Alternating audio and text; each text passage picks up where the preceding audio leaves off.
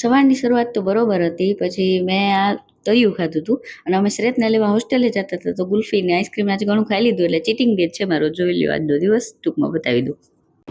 જીજુ દેખો ઉધર દેખો. જીજુ અમારે ઓલિક્સન ગુલ્ફી કેવી લાગી? બહુ સરસ. જીજુ કેવી લાગી? બોલીને કયો કેવી લાગી જીજુ? अरे बहुत बढ़िया कुल्फी खाए हैं। अच्छा भाभी जी घर पर जो बोलो जो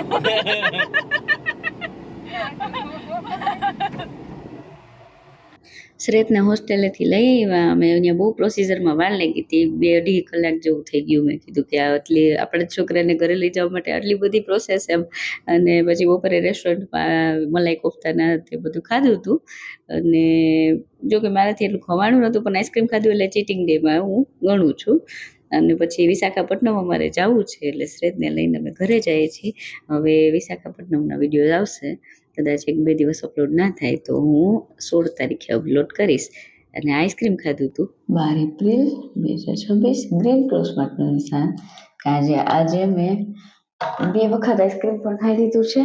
અને આજે શ્રેતને હોસ્ટેલથી લેવા ગયા અમે, કારણ કે વિશાખાપટ્ટનમ જવાનો પ્રોગ્રામ બન્યો અમારો, તો ફરવા માટે જાય છે તો શ્રેતને પણ લેતા જાય એમ.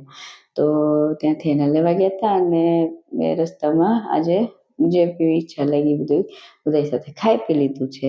તો આજનો દિવસ મારો રેગ્યુલર વેટ લોસ જર્ની જેવો નથી, એટલે ગ્રીન ક્રોસ માર્કનું છે. ફરી પાછા મળી આવતીકાલે રાતે 10 વાગે. ત્યાં સુધી ચમકતી ચાંદનીને રજા આપો. જય શ્રી કૃષ્ણ. ખુદની તબિયતનું ધ્યાન રાખજો, પરિવારના બધાનું ધ્યાન રાખજો. બાય, જય શ્રી કૃષ્ણ, ગુડ નાઇટ.